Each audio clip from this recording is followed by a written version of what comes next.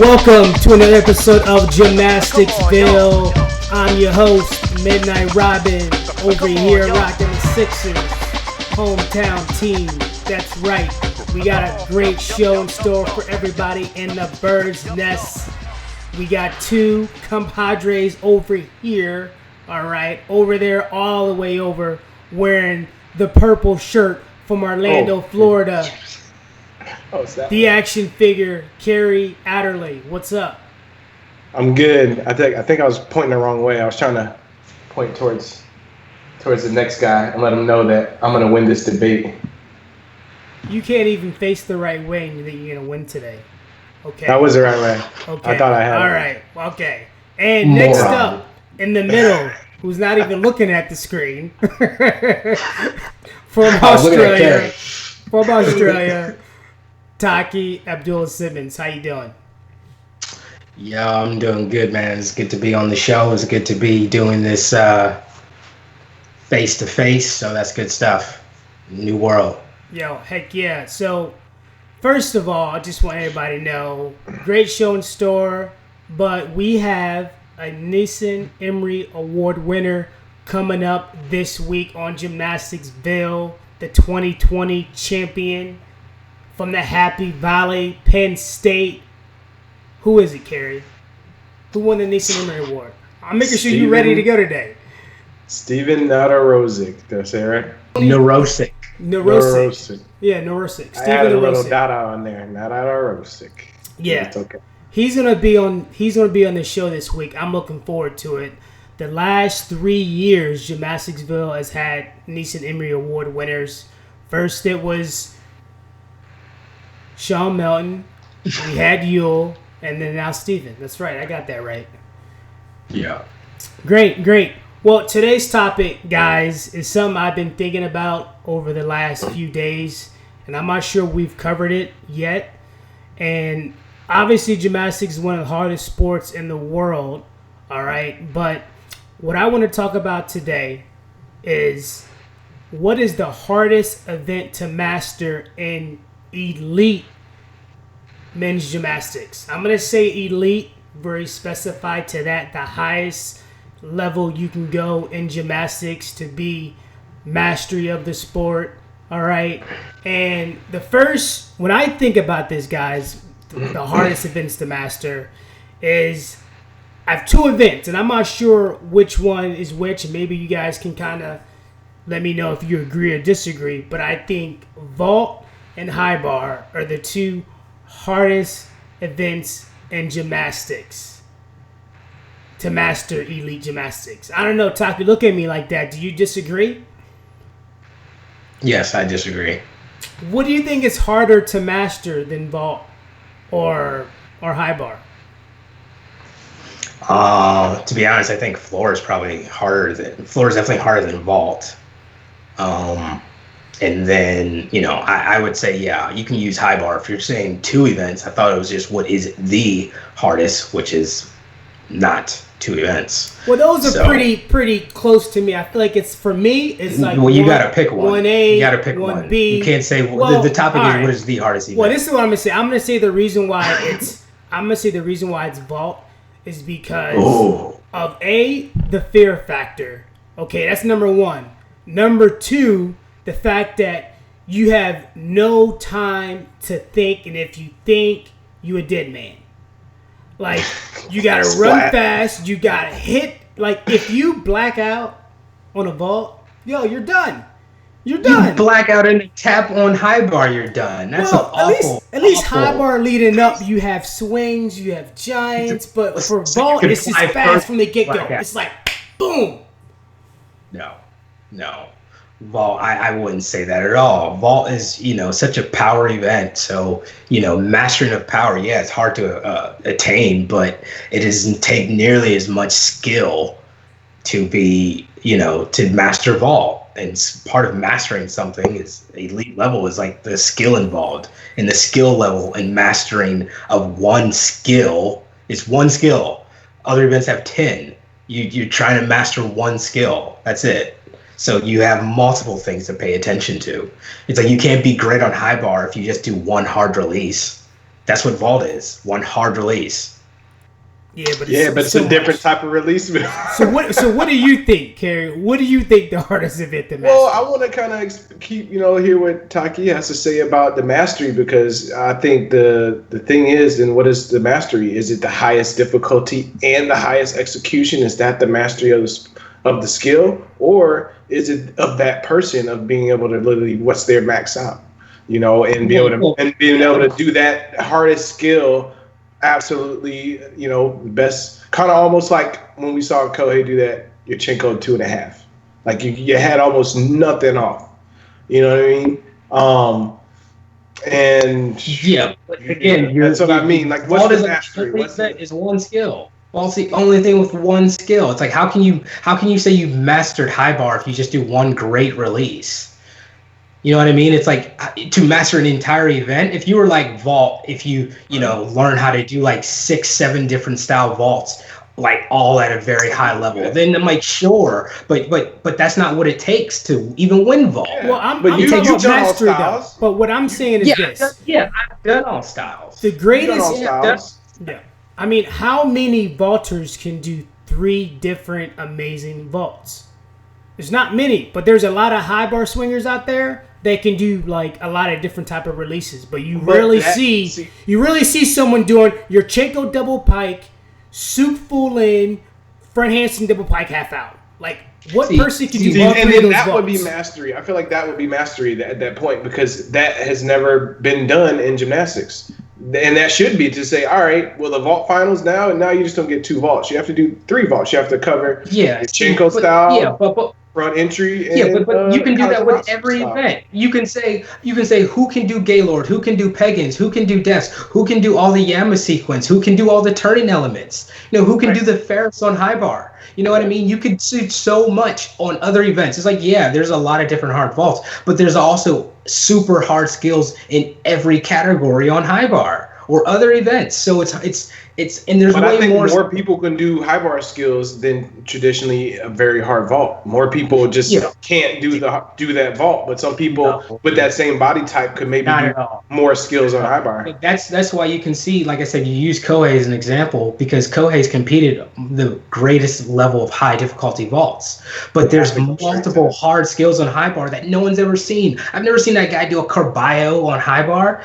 You know what I mean? There's so many skills I've never seen him even do. But I've seen him do everything, almost every hard vault. But that's limited to the never seen him do a Peggy. That goes into the objectiveness of the question. Well, listen. I mean, it's like were you trying to consider what is mastery? So you're saying, Taqiy, you're saying high bar is the hardest event? No, I'm not even saying high bar. What event? What is the hard? You said floor, and why floor? No, I wouldn't say floor. Oh, no, okay. No. It's going to be, for me, it's going to be between parallel bars or high bar. Why parallel bars? Oh, just because of all the different angles your body has to go through to be good on it. It's like you need to be strong on parallel bars. You got frontal prize skills, that is strength and quickness. You got above bar skills, which is fear, turning, hand-eye coordination. You got basket skills, which is swing and compression and pulling, and you got under skills, release moves. You know what I mean? So so there's the amount of which the movement in which your body goes through on parallel bars is, I think, the toughest. You have one arm skills, one bar skills. Even if you want to even add ridiculous side glide skills, you know what I mean? There's an array of things that parallel bars has. If you want to say you've mastered, you have to master above bar. You got to master, this position. You got to master, dismounts. You got front dismounts, back dismounts. You know what I mean? Sidebar. So there's sidebar. There's so much involved in parallel bars, and again, you rarely see it. That's why people say the single greatest gymnastics that's ever been done is that one Chinese guy, just because he's so close to showing the ability to do 4 elements better than almost anyone ever has done. You know what I mean? Right. He does skills here. He does amazing basket work. He does gianting work. You know what I mean? He has a baller dismount. So that's why it's like, people like, well, that might be the greatest gymnastic you'll ever see because of the variety in which he does it and then the level in which he performs it. Parallel bar. I ain't gonna lie. I was a big proponent of vault.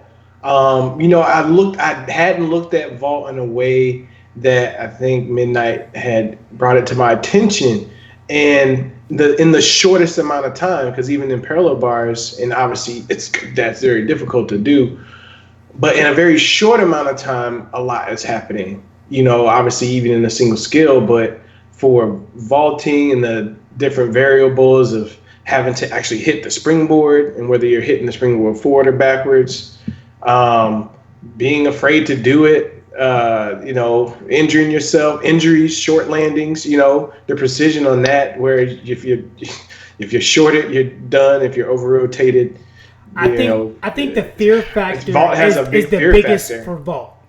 I think if you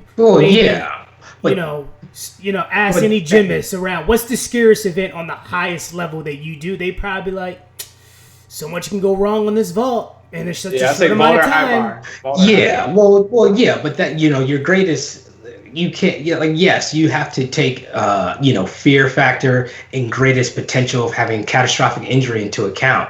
But that can't be like the most overwhelming thing when it comes to mastery something. You have some people that aren't afraid of vault. You have people that are like, yeah, things can go wrong, but no, I'm not afraid of the vault. I've seen Riviera from Dominican Republic do that souk full in and landed awfully multiple times. Believe me, I would assume he's scared of the vault, but he's not petrified of it, because if he were, he wouldn't be able to take so many bad landings. He wouldn't be able to get up and just do it again.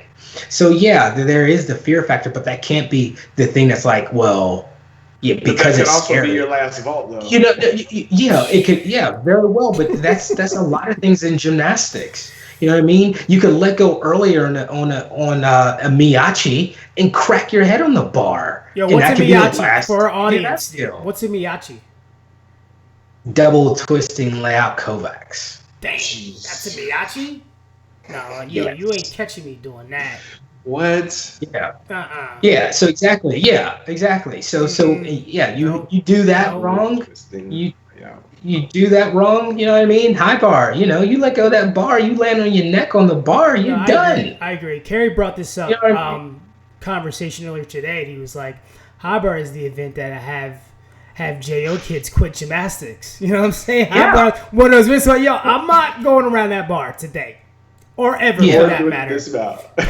Or any day, not today or that there's levels of gymnastics. Like I always say, like, you have kids that think they are, like gymnastics, and then they get to the flyaway. That's like the first thing that kicks people out.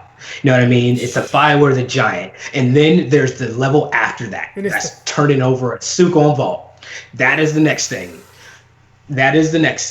So you have those two things that'll kick people out. Fly away. Oh my God, I don't want none of that. Yeah, high bar and vault. Yeah, like when it comes to fear, everyone thinks like vault's fun just to run, blast it, and then you turn that bad boy over the first time. I think the first time, at least my first time doing the souk is, I'm not sure if it's similar to y'all's, but it was like, just don't break your neck. First thought. Yeah, just make sure you get it over. Get that. Yeah, well, for me, I was just like, I was so small on that long table. I was just trying to not land back on the vault. I was little, man. Yeah, you don't want to hit your on head that long vault. I'm not trying to crack my head open. Hey, this generation don't know about the long vault. After I land on my head on the vault. See, that's something that this generation don't understand the long vault. That was a okay. Midknight. I want to hear Taqiy's.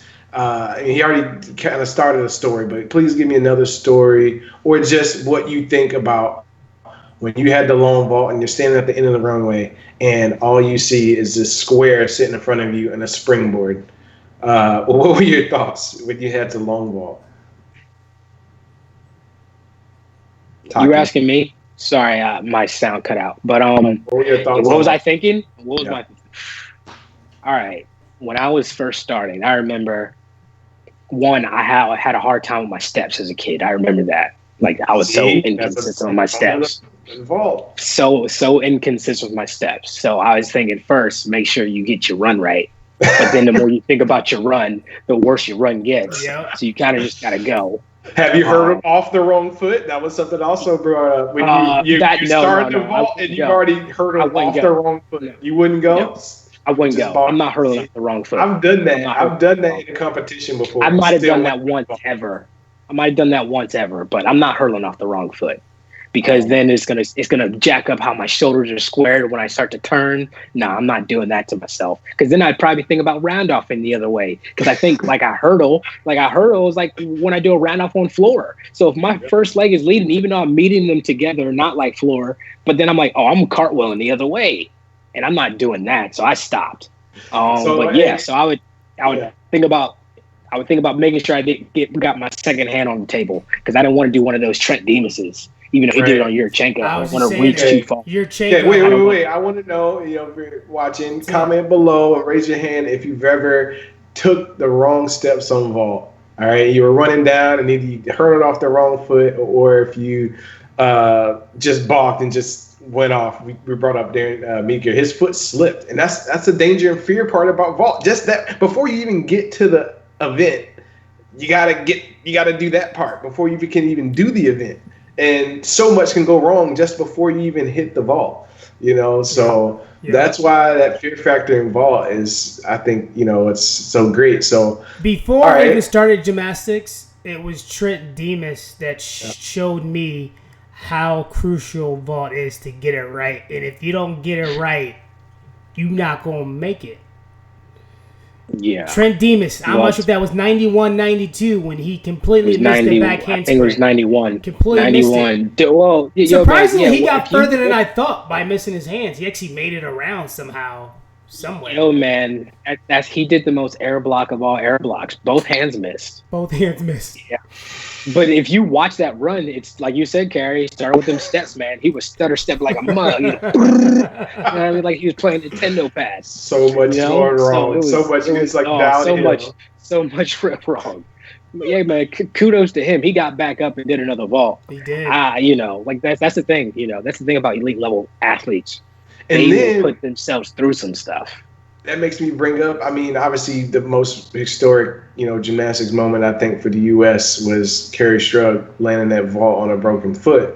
But as an actual vaulter, can you explain, what actually is happening when you've already, my foot's probably been broken the whole competition, and then you got to do one good vault.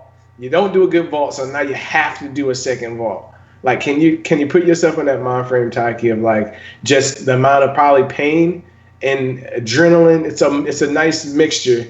Mo's got a special word, but anyway, my word is deflation. Deflation. Okay. Well, I want to hear from Taqiy. What does he think that in that situation and this is vault, and that's why vault is such a crazy event because. So much is riding on literally 5 seconds, 3 seconds. Yeah. Tell me, what do you think about that? When you break, you're hurting and you got to get up and go run down and do another vault and do another hard landing. Oh man. Oh, you're not in that moment. You're not probably afraid of the vault anymore. You're just trying to land in a way that's going to be the least amount of stress on that injury. But also land the vault. It's you're going to have to take a hard landing, but you're going to do. You're just hoping it's not going to be really painful. I've had many times in my vault career where I've had jacked up ankles, and I'm doing a backwards facing landing, and I'm like, this is going to crunch so bad, and you're just you're just like, hopefully I over rotate enough my chest up that I don't have all the weight over my ankles. So you're just like, all right. Let me do a good vault so I actually have an opportunity to not bust my ankles. Now, did you ever Yurchenko? Because Midnight just brought up Trent Demus. And if you can remember that was a lot, you were really young when that happened. But do you remember seeing, you've probably seen the replay, but when he just completely biffed on the Yurchenko and just to the dome off the side? Yeah, that was the reason why I never did a Yurchenko. Until they changed the table. Right. You know what I mean? It was I was like, nah, I'm not having that action. It's like, and I think everybody did that at that point. I think the whole gym community was like, duh. and I'd like to hear you guys. Like, do you? Except for Sherbo. Which vaulting way was worse? Like when you're young, the long vault, and I'm talking about men's and women's. Which long vault or narrow vault was worse? Because if you think about vault, imagine doing a Yurchenko on the side. Girls. In the side, you yeah, you can go side to side a little bit, but your margin of reaching. Oh my goodness, that for me, I don't know what's worse. I think I would be more scared of that one because I look at my Yurchenkos from the table. Obviously, there was consistency in my hand placement, but I definitely know sometimes I was in the front of the table, side, sometimes the back of the table. Man, like I said, that was the smartest thing the FIG's ever done. By far. Ever. By far. Table. It's not even close. Remember Svetlana Korkina? I remember she kind of slipped on a vault at the Olympics that she did all. Go ahead. They had the table at the wrong height in 2000. Oh, her vaulting horse. Yeah, it was at the wrong height. And that whole session or something like that. It's crazy. But speaking of that, would that say if that was the error by coach error, and that happened on the table, I think there'll probably be less margin of error. No. Because you can't. I don't remember what happened. How they messed it up. You don't change the vault settings in the FIG. You don't move the vault up and down. Oh. You have the option of a board, but you can't. Back then, I gotta remember the rules back then. But well, you know what? I was only 2000. I was 14 years old, so I didn't really know FIG. But I'm assuming it was the same thing. The vault stays the same height. You can change the board. Yeah, true that. What about pommel horse? That was an event that I thought I had on my list just because I hated pommel horse and it was my nemesis in gymnastics. But for a second I was like, I think pommel horse is like one of the easiest. I mean, I just say that because it's no fear factor. You just gonna, there's no fear. The guys factor. take some pretty. Well, what about the shins? Back loops. That's something that shins are laying on your neck. I don't know. Dislocated finger. You know what I mean. You let's put it like this: you ain't popping out a knee on pommel horse unless you do something ridiculously stupid. Gotcha. You know what I mean? Like you can jack up some fingers. You can break a hand, dislocate some fingers. Yeah. I would say out of all the events, rings is the easiest to compete. I'm not gonna say pommel horse is the easiest to compete. I would say rings. Right. Yeah. You know what I mean? Pommel horse is too repetitive for me to think it's like the hardest event.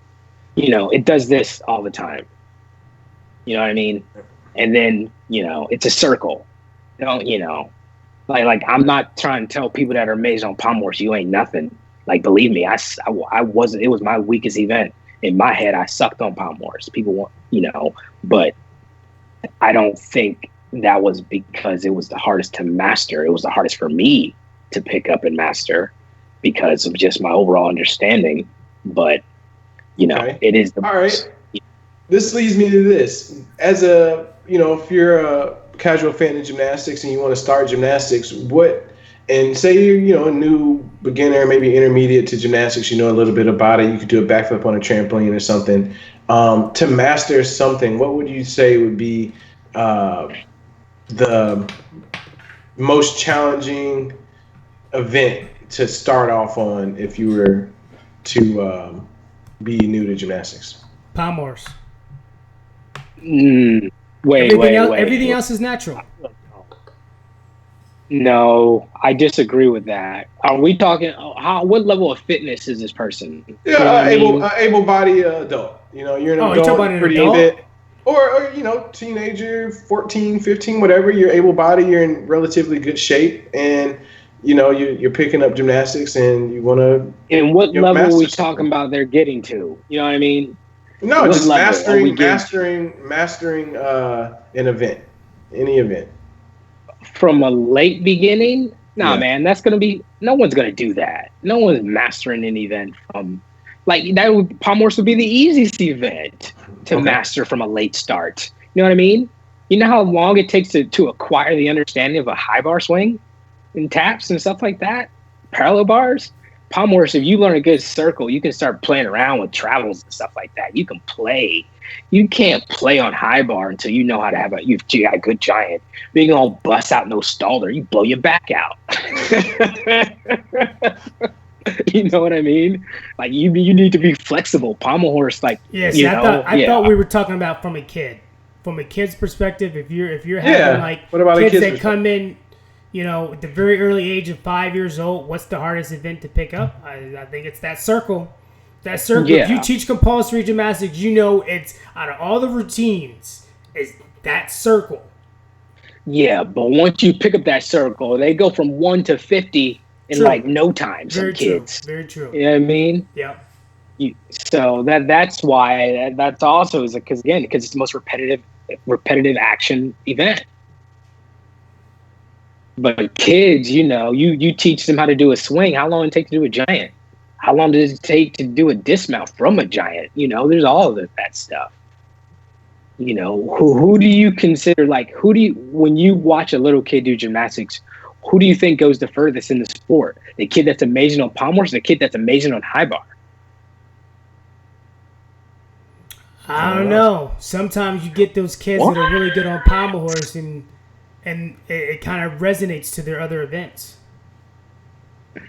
Yeah, confidence. I mean, think of like someone like Sho Nakamori or Artemov. Like that was one event where I know he was good at everything, but he was good on palm horse, and it resonated to all the other events. Okay, again, take these kids suck on every event, and they have one good event. This kid's a baller on high bar. Who you think is probably going to go further in the sport? Probably the kid that has good at high bar, just because his mind's already ready for it. His mind's already ready. His mind is ready for every event. And flipping, you know what I mean? And being not fearful, because gymnastics, that's the number one thing. Yeah. So that's why that's how I put it.